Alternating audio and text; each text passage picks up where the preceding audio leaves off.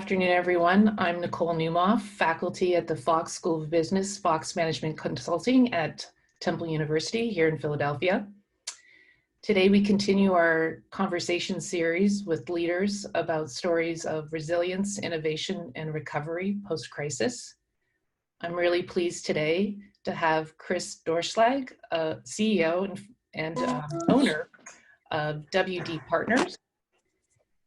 And I will turn it over to Chris to share a little bit more about WD, but WD Partners is a 400+ global consultancy that offers end-to-end solutions to customers in the retail, restaurant, and healthcare industries.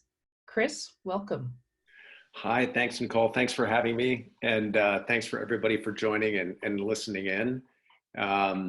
That's Nicole, that was a good introduction. We're approximately 400 associates, and interesting times in terms of our business model, in terms of some of the clients that we service. Also kind of an interesting reflection within the past several years of the recession that we had recently gone through, and kind of how we're facing that today too. So interesting challenge being faced by our customers, and certainly a lot of introspection going on in terms of what does the future hold. So be happy to share and answer any kind of questions or anything that you have to pose to me. So thanks for having me.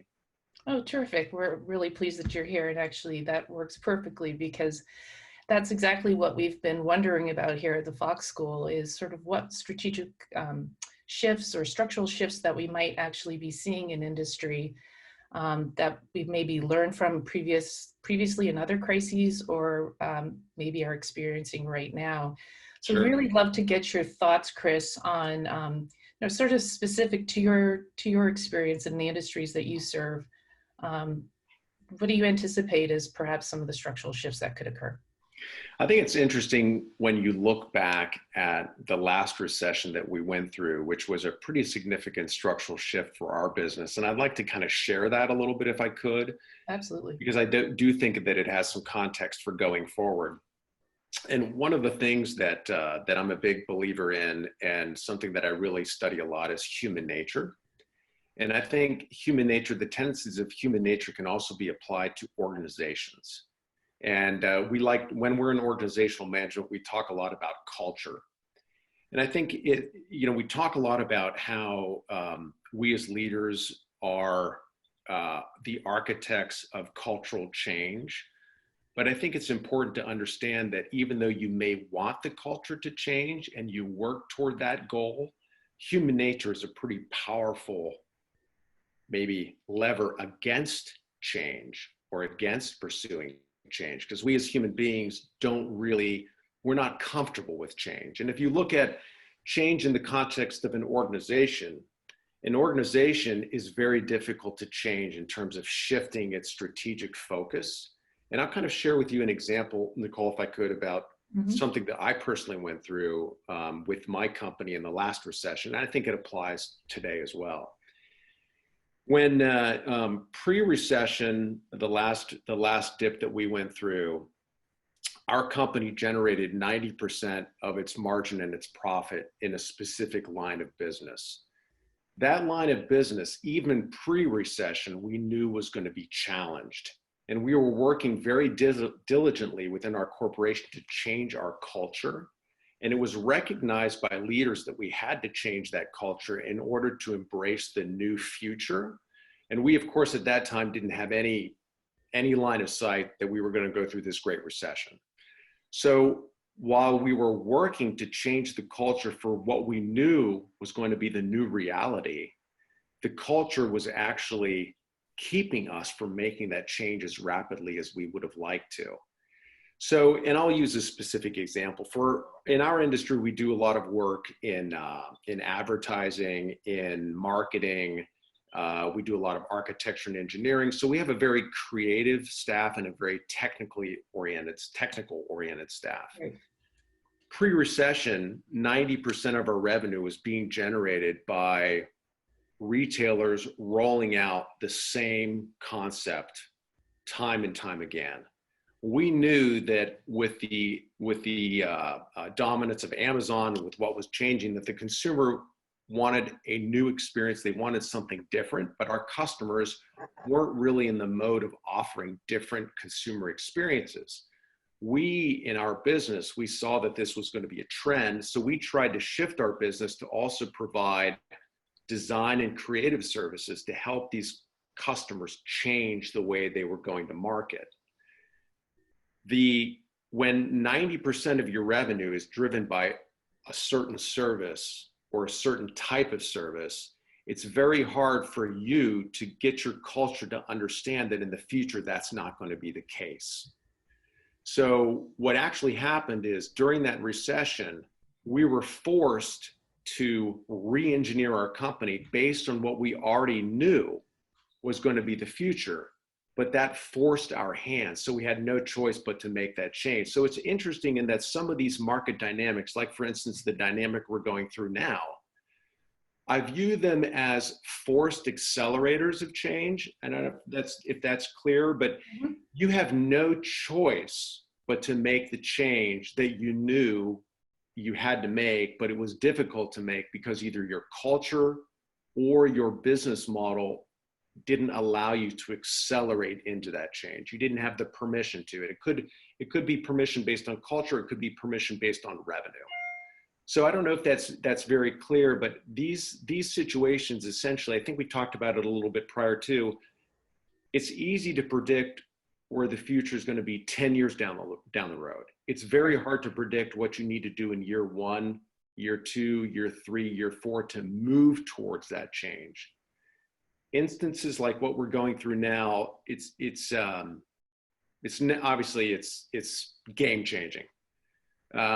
It's going to be very interesting to see what this instance does to our culture, our business culture, in terms of accelerating trends that we already knew to be true, in terms of instead of them taking 5 years now to adopt that trend, maybe it'll take a year or 2 years. So these events are big accelerators. And that's what happened with our business when we went through that first recession. And we see that happening again. So thank you for that. Perhaps, Chris, you could sort of illuminate a little bit more on some specifics. So you've mentioned sort of this concept of sort of compression or an acceleration, perhaps, in a trend that you could sort of foretell or sort of start to see that's sort of emerging. Are there, even like, let's just do a flashback to February and say, were there some trends in some particular sort of industries that you serve, specifically say retail or something like that, or even the restaurant industry, that were trends that were sort of starting or been around for a little bit, and that you kind of see could actually end up being a positive force for recovery? Sure. For your customers? Well, there's a term that we use in our industry that might not be recognized by a lot of people, but we're all familiar with it. That's BOPUS, buy online and pick up in store, right? So BOPUS initiatives were being embraced by retailers in various degrees of adoption. Some were very aggressive about embracing BOPUS. Some were more lackadaisical about embracing BOPUS. Some were embracing BOPUS, buy online, pick up in store, as an integrated component of their strategy going forward. Others were just bolting it on haphazardly. And I think, previous to this whole COVID-19, we saw examples of that where metro shelving was put in front of the store and packages were just falling all over the place in terms of people coming into the store and picking those things up. But now what we're actually seeing is retailers were enticing you to buy online, pick up in store, because they could cross-sell something to you when you went into the store. But now you as a customer may not even want to go into the store to pick it up. You want it to be brought out to your car, right? And we've done a lot of studies. Consumers actually prefer to drive up, open their trunk, have an associate come out and put, let's say, the groceries in the back of your car. And you can look at that, any consumer good. People actually prefer doing that versus walking into the store and picking it up. But as a company strategy, you didn't want that to happen, because you wanted them to come into the store because maybe they'd buy a few little additional knickknacks and their cart would go up. But now the reality of it is that the consumer never wanted to do that.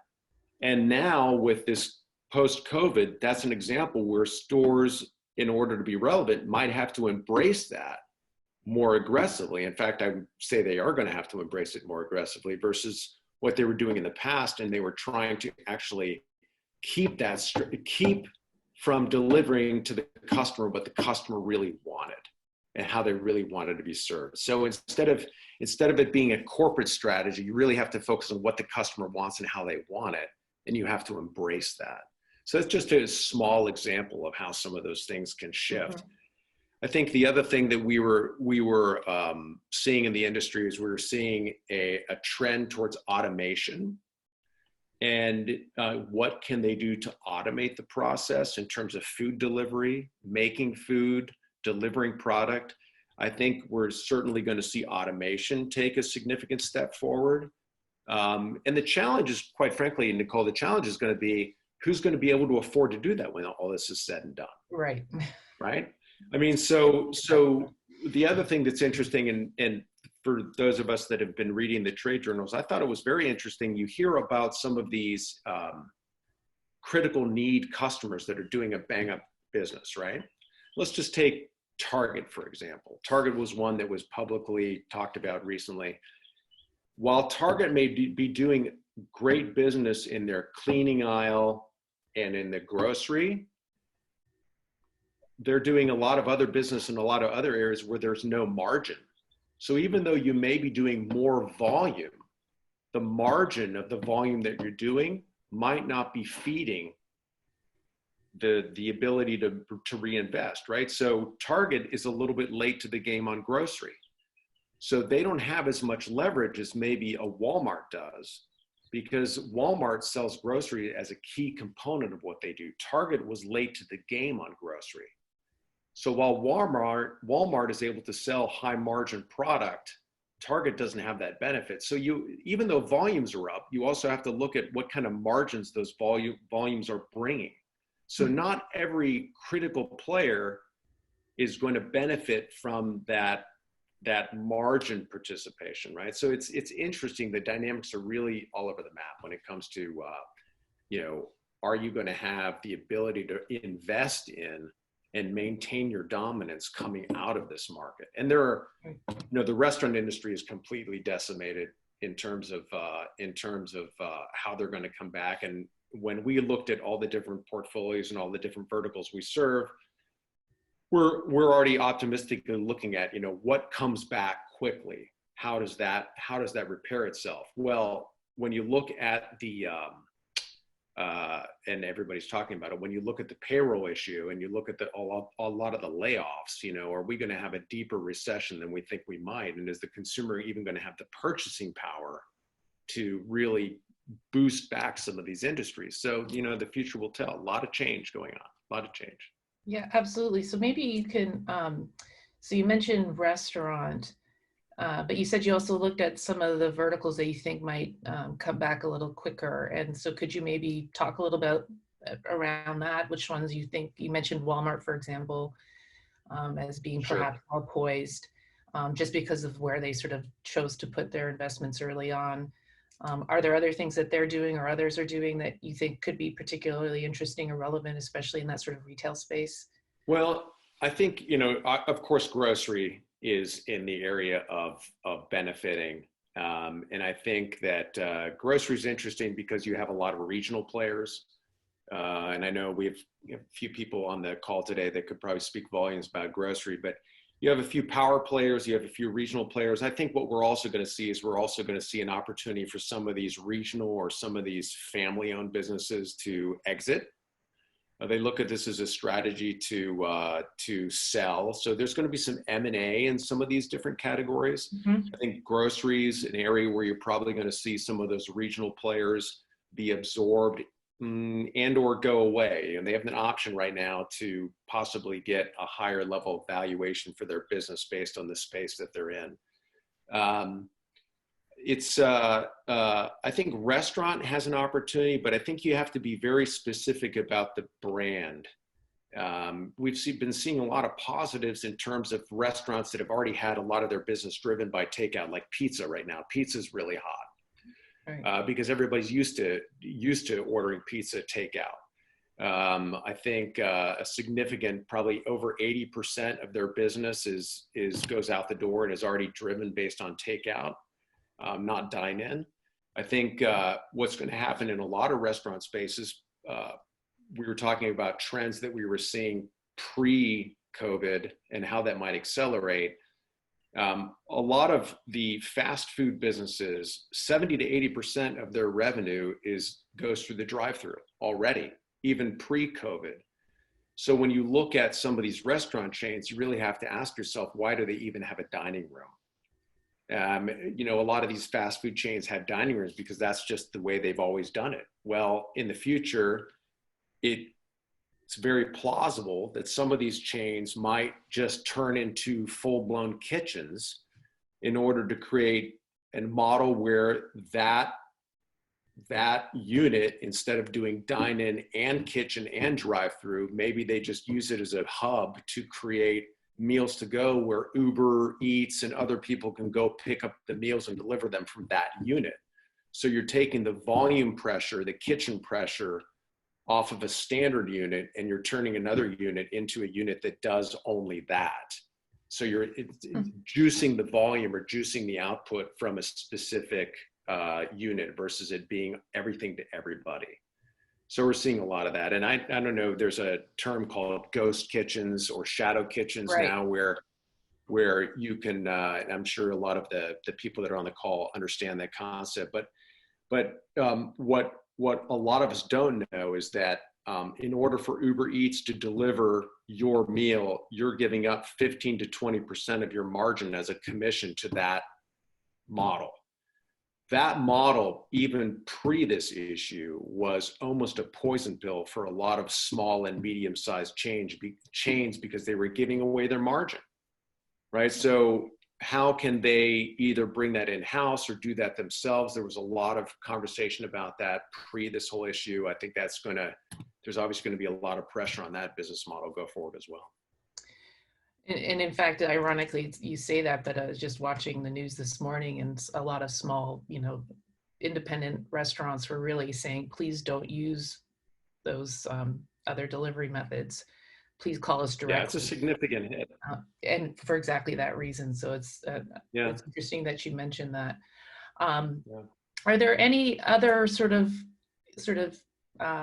percolating or trends or shopping behaviors that you could see that could be even applicable to even some of our folks who are on today, even in the B2B world, from a customer experience perspective, that you think that could emerge or either decelerate or accelerate? Because there could be some things that were actually trending and just I think that behaviorally go away.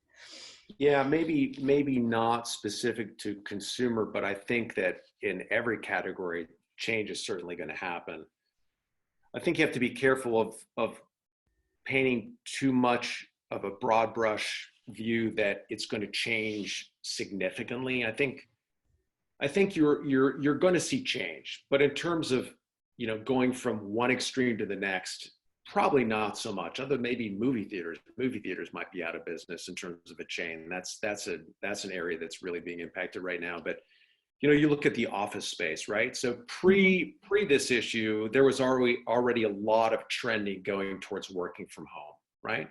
But again, this kind of speaks to the culture of some businesses. Some businesses were against having people work from home. But now what this situation has done is it's forced the business to work from home.